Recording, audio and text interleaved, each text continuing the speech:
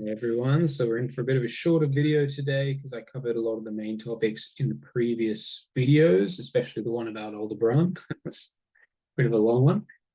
So we're probably looking at maybe 15, 20 minutes. We'll see how I go. So we're going to look at Fomalhaut today, the artist star. This is in the 9th degree of the Babylonian Aquarius, the sidereal Aquarius, and is all of the royal stars, I don't know if I've mentioned this before, all of them are connected with the sacred zone, which is a spiritual zone. So when you have a sacred zone activated in your chart, a planet there, sun, moon, whatever, also the ascendant, MC, things like that.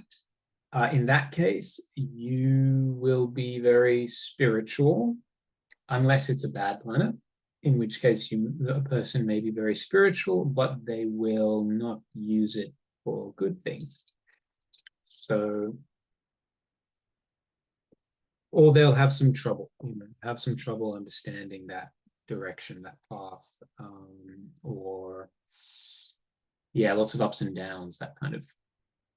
The good planets indicate good past lives, working on that road, on that path, and the bad planets indicate bad past lives on the particular path that you're on. So the one in Aquarius is the path of wisdom, or this is actually more, to me, more like the path of the divine inspiration. This is what I've observed. Divine inspiration, artistic inspiration. It's very artistic, very visual, it's very feeling. It's very feeling, intuitively artistic. And they can be, people who have it, they can be musical, painting, sculpting, all kinds of things, actually. Yeah.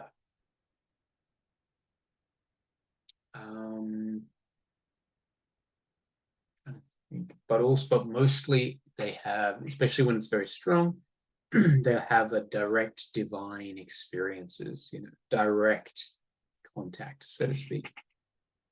So this is the sacred zone, which is in the 20th degree of the Babylonian Aquarius, or the 15th degree of the tropical Pisces.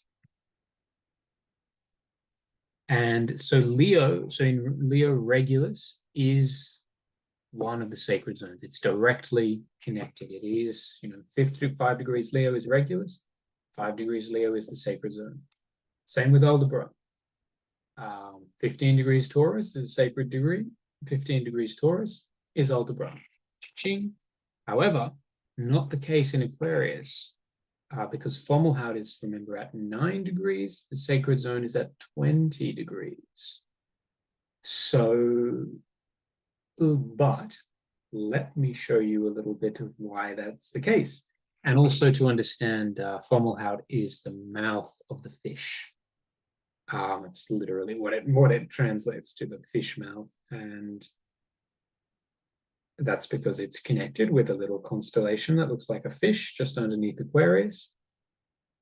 Fomalhaut is a bright star, royal star. If you have this star close to sun, moon, ascendant, MC, then it influences your fate very strongly. And the closer the conjunction, the stronger the influence. The other aspects don't matter, opposition, trine, square, nothing. That doesn't matter, just the conjunction. And if the star, let's say the star is within 1 degree, then this is very important. The person will be very successful, probably in time. Usually Fomalhaut's not so powerful like that. Like if somebody with regulus, they'll be usually born quite well off, easy life, Same with aldebaran. Whereas Fomalhaut, they're more born with a difficult start. They have quite a difficult life, and then over time they become more successful. That's just what I've noticed primarily. So Fomalhaut is not the easiest of the stars. It's still very powerful. Its primary influence is artistic, and what was I going to say? So it's artistic, which of course is directly connected with that sacred zone, right? And that's the other thing. Ruled. Oh yeah. Before I get into what it's ruled by, so it's artistic. And if you have Fomalhaut, let's say, close to Sun, Moon, MC, Ascendant, something like that, but it's not that close. Let's say maybe 3 degrees, 5 degrees, something like that. Then the character, the personality of the star will come through, but it won't be so powerful for your status, for the material success. So say somebody has the ascendant 5 degrees from Fomalhaut, then they will be artistic, spiritual, and very intuitive. They kind of flow, very, very artistic personality, really. You'll start to pick it up as you go along. This is the tropical Pisces, right? So actually when people think about, oh, Pisces, they're so spiritual and artistic, they're actually not.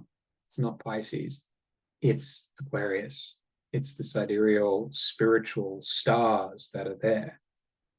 Most Pisces are in and of themselves like that. But anyway, you get the point that I'm trying to bring across, that artistic temperament that comes from this Fomalhaut and the sacred zone and the flowing of the tropical Pisces that most people attribute. So what was the other thing I was going to say? Its nature, Fomalhaut, is ruled by Venus and Mercury. Now, this is the signature of the stars of spirituality. Venus and Mercury together makes spirituality. Who would have thunk it? And there's a few reasons for it. It's like Mercury is the knowledge and Venus is love. So you love gathering knowledge, but it's a bit more subtle than that because Mercury is also the hidden knowledge. Like he's literally Hermes, right? So it's the sacred love, loving the hermetic knowledge, we could say, loving the knowledge that brings you closer to the divine. Mercury, we could also say Mercury is, what we think about, what we talk about, what we research, and Venus is good things, beauty, which is spirit, which is God. God is the beauty.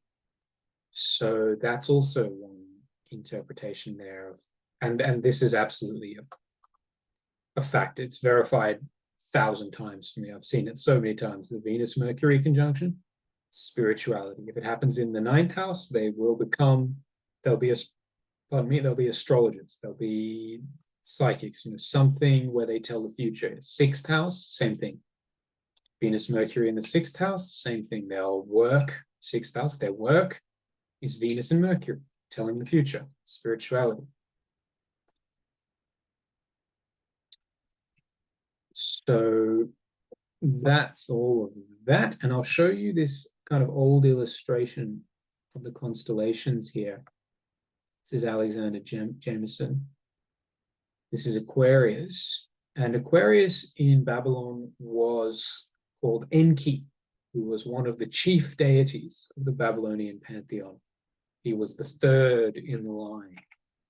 He was the priest of the earth, and he kind of lived, his home was like under the earth in like a infinite ocean under the earth.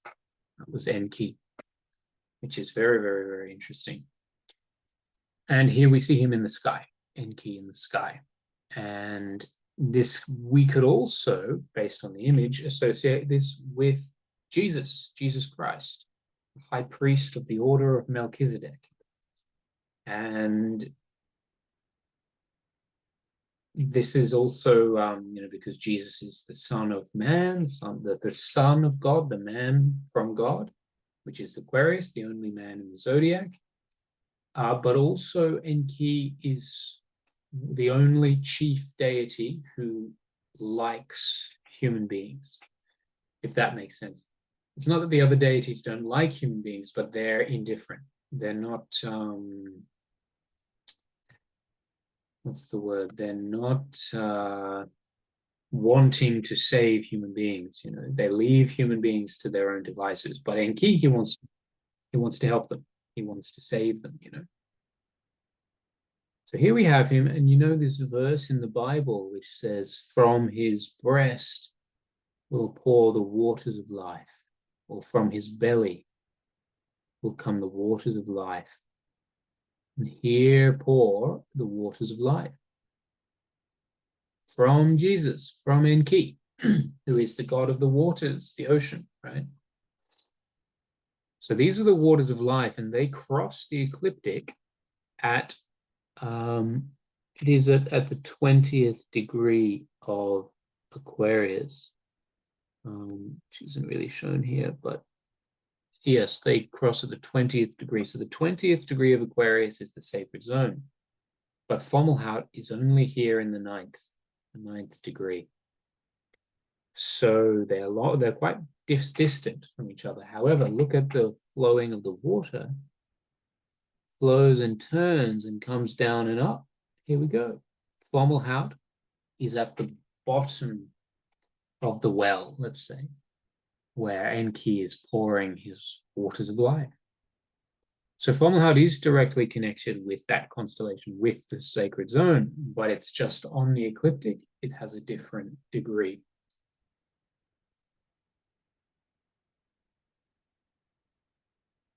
Now, we can look at some examples. Let me get some things ready. So if you remember from last time, I talked about being exact with this science, you know, how if we read, you know, Fomalhaut in a corner or with the moon, makes very successful, it literally says in the Greek, the most famous destinies, the most notable of destinies. So if we read that, how do we interpret it?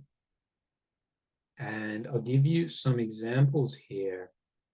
Actually, I wonder if I have another one to kind of illustrate point.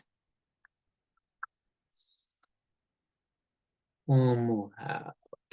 Because I have two. Okay, so we talked about before how if you have, you know, just the angle or moon, very, very, you know, within half a degree, then this is really powerful. You know, this will be a very famous destiny in the end, with quite a high position, quite successful, you know.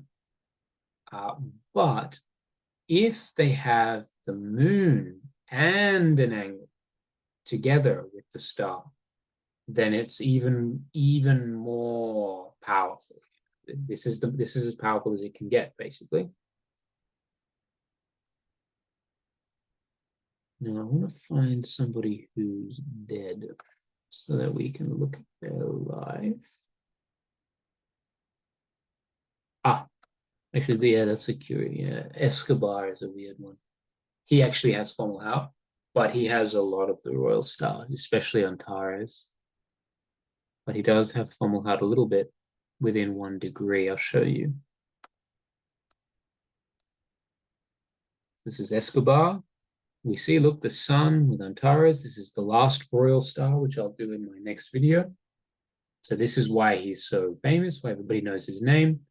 But he also has Fomalhaut within maybe 1 degree there, 1 degree away. So not too strong, but not ultra strong.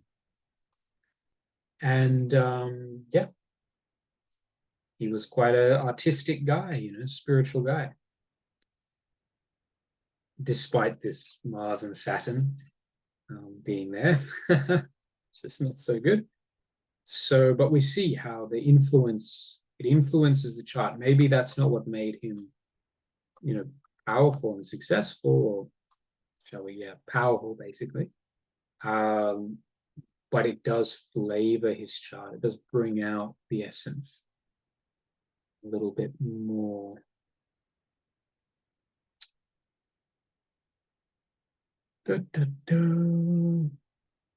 Raphael. I think, yeah, maybe. A long time ago. Not really.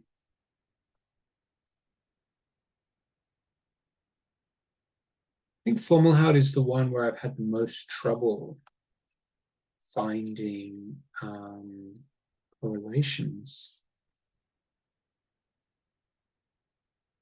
That's interesting.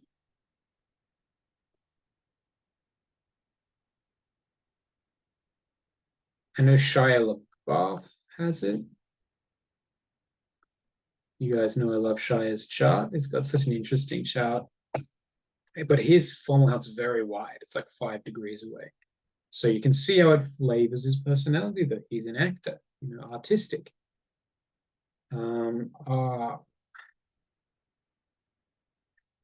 Somebody that everybody knows.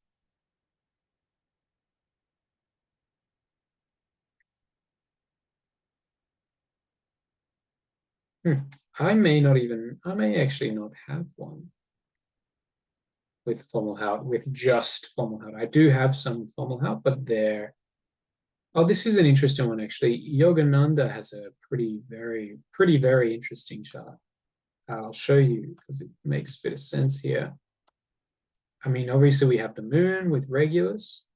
So this obviously, I don't actually know that much about his life, but this would have put him into a very high status with extreme fame, like the highest you could imagine.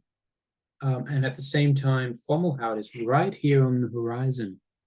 Looks exact. So obviously, artistic spirituality. So there you go.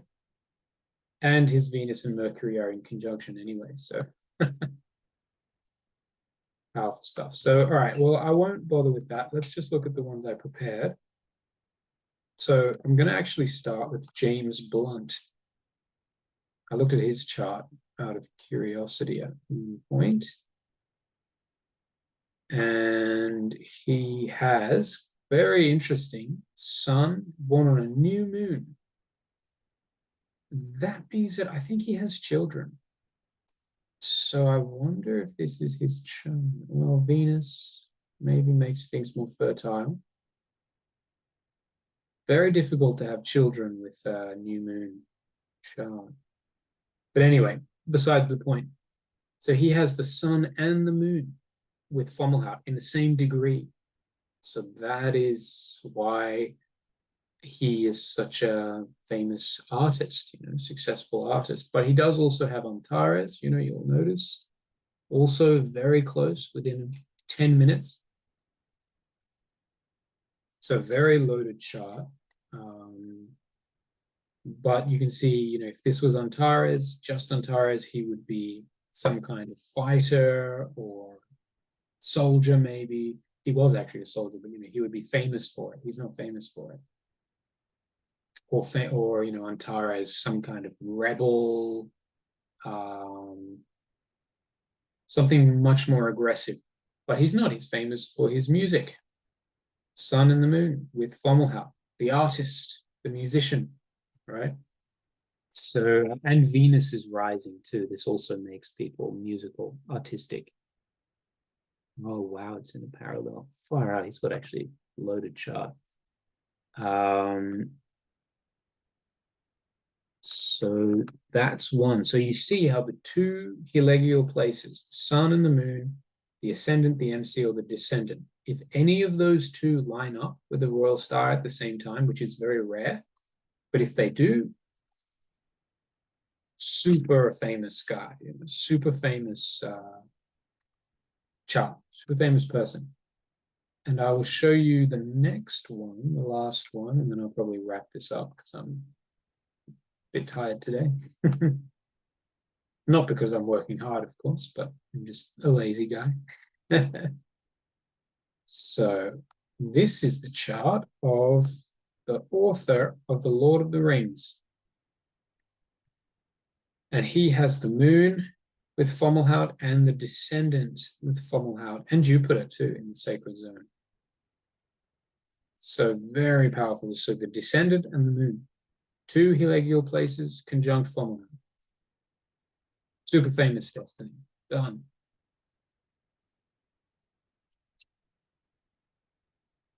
So there you go. There you have it. And what is he famous for? writing a book, The Lord of the Rings, or books, The Lord of the Rings and The Hobbit. And he's very spiritual as well. He was a Catholic, but a very quite intelligent, savvy kind of Catholic, very interesting guy. Yeah, so voila. There are two charts showing you sort of the more upper reaches of these royal stars and what they can do, when the signs really line up and make some very, very powerful people, very powerful, very famous people, very well-known destinies. I don't have anything else off the top of my head to go into yet. It is interesting that I haven't found a destiny like that with Fomalhaut that's just one heliacal place, like the sun or the moon, or just the MC or just the ascendant. I haven't actually found that in a really famous person's chart yet. So maybe something to research a bit there.